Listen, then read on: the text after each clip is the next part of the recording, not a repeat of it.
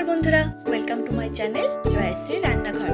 আজকে আমি আপনাদের জন্য যে রেসিপিটা নিয়ে এসেছি সেটা কিন্তু সম্পূর্ণ রকমভাবে পেঁয়াজ রসুন ছাড়া একটা রেসিপি। কারণ আমার কিছু সাবস্ক্রাইবার বন্ধুরা আমাকে রিকোয়েস্ট করেছিল যেন আমি তাদের জন্য কিছু পিওর ভেজ রেসিপি নিয়ে আসি।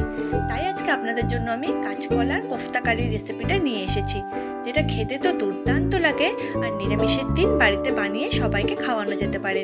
প্রথমেই আমি 3টে মিডিয়াম সাইজের কাঁচকলাকে ভালো করে ধুয়ে মাঝখান দিয়ে টুকরো করে নিয়েছি, আর তার সাথে 2টো আলুকেও খোসা ছাড়িয়ে মাঝখান দিয়ে 2টো টুকরো করে নিয়েছি। আর সবগুলোকে একসাথে এবার একটা প্রেসার কুকারে আমরা দিয়ে দেব, আর সামান্য একটু জল দিয়ে প্রেসার কুকারের ঢাকনাটা বন্ধ করে 3টে হুইসেল দিয়ে নেব। 3টে হুইসেল দেওয়ার পর যখন ব্যাপারটা নিজের থেকেই বেরিয়ে আসবে তখন এটাকে একটা অন্য জায়গাতে ট্রান্সফার করে আমরা খোসাটা হালকা করে ছাড়িয়ে নেব। দেখুন, এটা কিন্তু সুন্দরভাবে খোসাটা ছেড়ে যাচ্ছে। আর এইভাবে আমরা বাকিগুলোকেও সব একসাথে ছাড়িয়ে নেব, আর এই খোসাগুলোকে আলাদা করে রেখে দেব, কারণ এই খোসাটা দিয়ে আমি নেক্সট একটা রেসিপি আপনাদের সাথে শেয়ার করব আমার নেক্সট ভিডিওতে। আর সেই রেসিপিটা দেখতে চাইলে আমার চ্যানেলকে সাবস্ক্রাইব করবেন, তাহলে আমার নেক্সট ভিডিওতে আপনারা অবশ্যই সেই রেসিপিটা দেখতে পাবেন। এবার এই সব কয়টা কাঁচকলাকে আমি একসাথে হাতে ম্যাশ করে নেব, আর তার সাথে আলুগুলোকেও ম্যাশ করে দেব। ম্যাশ করার সময় লক্ষ্য করব যাতে কোনো রকম লাম্প না থাকে। দেখুন, এটা কিন্তু খুব সুন্দর মতন ম্যাশ হয়ে গেছে। এবারে এখানে আমি অ্যাড করে দেবো কিছু মশলা, যেমন নুন, হলুদ আর কাশ্মীরি রেড চিলি পাউডার। আর এই সবটাকে একসাথে বেশ ভালো করে মেখে নেব। যখন সুন্দর মতো মশলাটা এটার সাথে মিশে যাবে তখন আমরা এটাকে কোফতার শেপ দেব।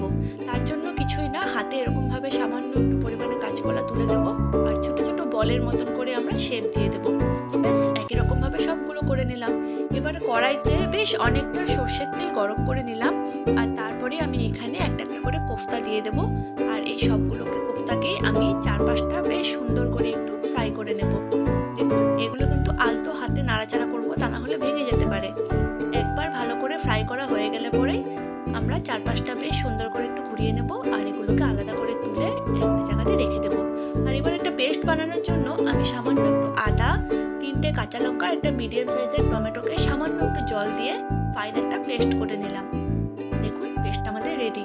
এবারে একই কড়াইতে সামান্য একটু তেল দিয়ে আমি এলাচ, দারচিনি, তেজপাতা আর সামান্য একটু সাদা জিরে দিয়ে নাড়াচাড়া করে নেব।